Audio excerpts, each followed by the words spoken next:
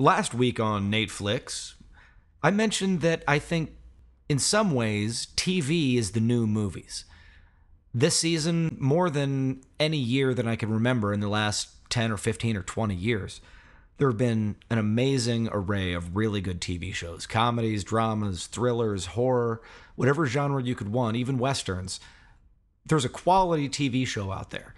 But out of all these good shows, what are the best? And that's what I wanted to talk about next, was the best overall TV shows. What were your favorite shows of the year 2011? I would like to go first with Breaking Bad, which, to those who haven't discovered Breaking Bad yet, this last season was its 4th season.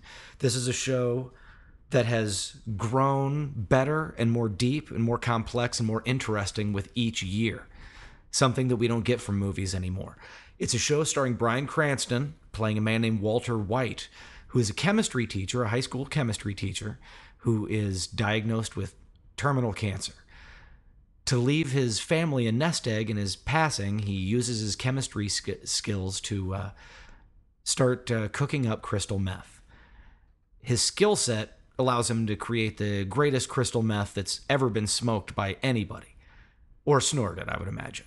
Breaking Bad is Walter White's story as he grows into a drug dealer, a gangster, and then this season, all hell sort of broke loose.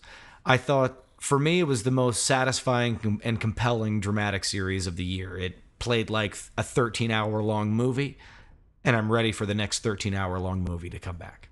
I completely agree with that. It's one of the best TV shows, and it's not just that it has some of the best writing. It's not just that it has some of the best acting. It's not just that it has some of the best directing. It has all that.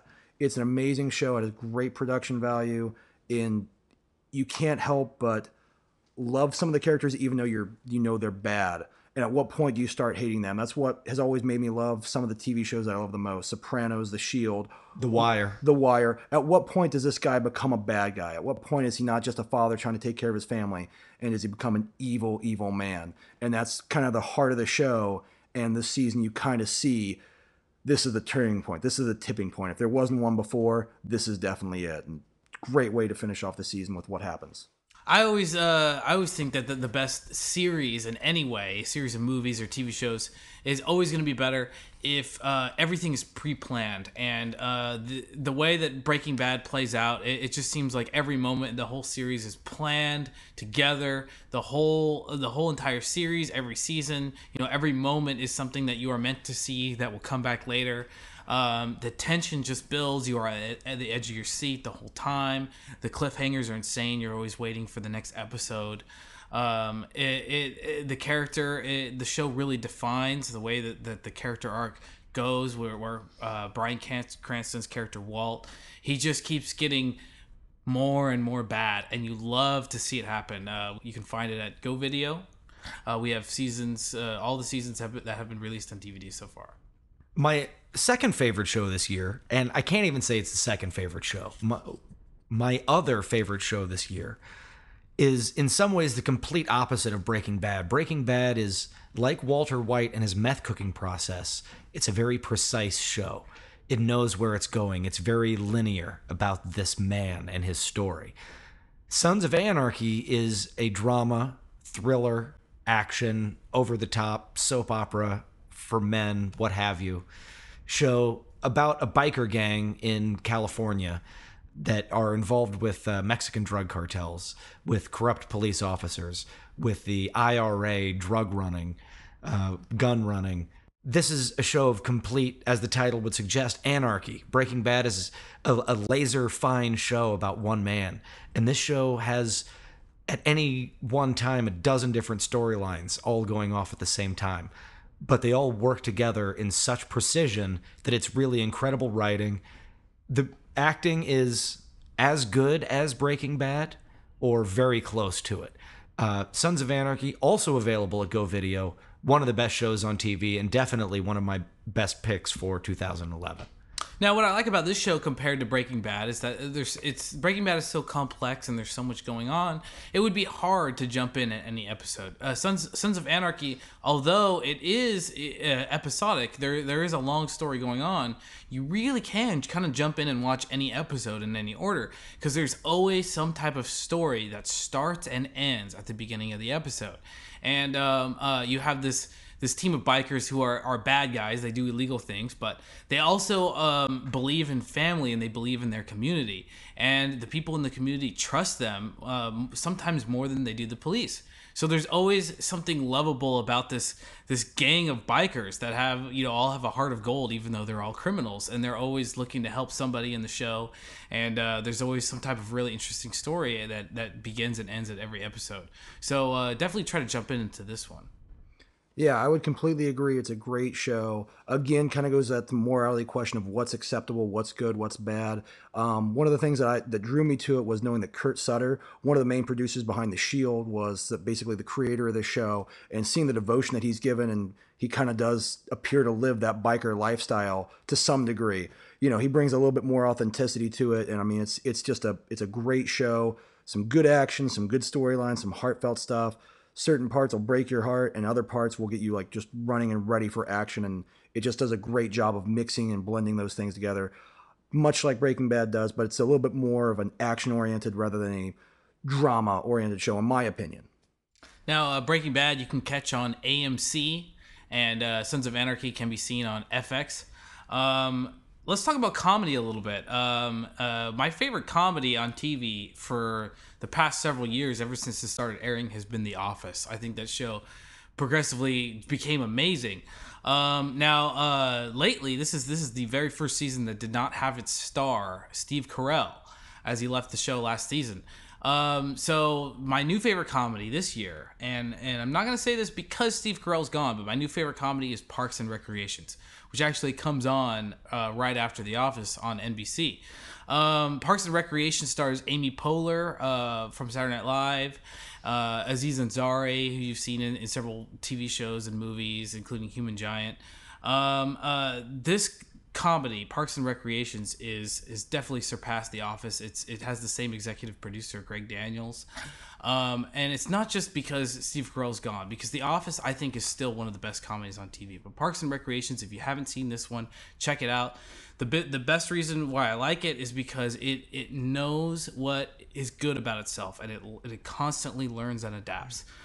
For me, TV comedy begins and ends with the FX channel. Louie, which is currently on hiatus in between its second and third season, starring stand-up comedian Louis C.K. It's a deep and brilliant and incredibly funny show. There's also The League, sort of follows in the footsteps of Sunny in Philadelphia. It's about a fantasy football league of four people that are ostensibly friends, but they are just brutally wicked to each other week in and week out. It's raunchy, it's funny, it's very R-rated for TV, but it's a great show. And then easily the funniest show on television in 2011 for me was the cartoon Archer. Archer was the creator of Archer, also did an animated show on Cartoon Network called Frisky Dingo. But he kind of combined with a lot of the people from the hit show Arrested Development for Archer, which is just kind of like a humorous take on James Bond and the spy world, but in animated form. The voice cast is just absolutely hilarious in this show. Half the people on it were people who played really great characters on Arrested Development, and the other half were really great on Frisky Dingo. Make sure you check that one out as well. If you're not a fan of adult animated shows, I would say check this one out anyway. Give it a chance. It is raunchy. It's dark. It's hilarious. I would absolutely have to agree. I mean, the voice talent on here is great. The writing is great. Where they take it and just having a continual storyline, continual jokes, but you can hop in at an episode and you'll still find a laugh. Don't necessarily have to know what's going on, but it's not as, out of its mind as, Family Guy is. It does have somewhat of a self-contained storyline. It's not just a series of flashbacks. It has other things that make it funny and recurring jokes. For me, probably my favorite comedy show right now would be It's Always Sunny in Philadelphia. The way I always describe this show is it's kind of like if you take the general setup of Seinfeld, a bunch of friends, and then you kind of give it the cojones, if you will, of South Park. They get into random, wacky situations. They are not afraid to, be offensive in any way, shape, or form. And they just really kind of take this multi-camera idea for a sitcom and kind of take it to the next level. And this season especially, you see Mac decides to go ahead and gain weight. The actor who plays him, Rob McElhone, I believe that's how you say his name. He decided to gain weight because he felt that if you're a bar owner in Philly for years and years, you're not going to be looking better as time goes on. You're not going to be, this really built up buff guy. You're probably going to be a fat slob. And so he decided to make himself a fat slob because that's what he wanted to bring to the show. So even though it's the zany, over the top, wacky, he still wanted to bring some actual acting to it. Weekly, It's Always Sunny in Philadelphia airs on FX back to back with The League, and I've said for quite a while now that is the single funniest hour of television that you can find. Now, we're talking a lot about how great FX is, but personally, I think the best channel for television is AMC. Not only do you have Breaking Bad on here, but you have Mad Men, you have The Walking Dead, which I think has really started a trend of taking the horror element and bringing it to TV, which has worked, in my opinion, so well for Walking Dead, which is in its second season right now. It's the first season was nominated for a Golden Globe for best drama, which is surprising since it's a show about zombies. Now, when it comes to zombie movies, most people don't take these things seriously. It's a joke, and I most of the time I would have to agree with them. Zombies are kind of a ridiculous concept, and it's hard to take a zombie movie seriously. But The Walking Dead, which was developed by Frank Darabont, who's famous for The Mist, The Shawshank Redemption, and The Green Mile, all Stephen King novels, brings this graphic novel to life on television. And I gotta say, this concept works so much better as a TV show. The whole element of horror works so much better because you have all these different stories that you've seen over and over again, but you have time to develop them and make them real and keep them going. And it's really more of a character study. In The Walking Dead, it's about these people trapped in a situation where they have no contact with anybody. They don't know if they're the last people left on Earth. Every day is a constant struggle, and you're on the edge of your seat. There's always an internal battle and an external battle. Horror, I think we're going to see a lot more TV shows trying the horror element. American Horror Story is a new one that started recently that is about a haunted house. Stars Jessica Lange, stars Dylan McDermott. This is Zachary Quinto. This is also one of the best shows of the year. It's also starting to get a little bit better than Walking Dead. Definitely, if you're a horror fan, check this one out as well.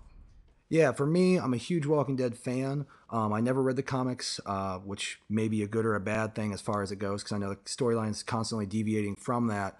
And I really enjoyed the show, and I think what makes it more believable than your average zombie movie is you really get invested in the characters. They actually flesh out these characters, make you care about them, make you learn about them, show you a little bit of their past, and show kind of how they grow together and deal with this situation. Similar to, I've always kind of compared it to Lost, because they're all thrown in this situation, this land that no one really knows. They don't know where to go, what to do, but they all kind of try to figure out something together to survive. Kind of leaders start popping up. But being said, this being one of my favorite shows, I would also say it's probably one of the more disappointing ones for this year because they could have done so much more. They took it at such a slow pace. The season finale definitely picked up, and there was a lot of great stuff there. And I mean, really, the last few scenes, the way it ended was unbelievable and really drove home the point that you can have drama and horror and make it realistic and really make you care about the characters. But had it not been for that last scene and a couple of other episodes, it was fairly disappointing, I would say. I think the quality of television has gotten so high that even a show like The Walking Dead, if it isn't excellent on a weekly basis, is going to fall a little short. We're already running out of time, and we haven't gotten through half our list of the best shows on TV. We're not going to be able to talk about Fringe. We're not going to be able to talk about Dexter.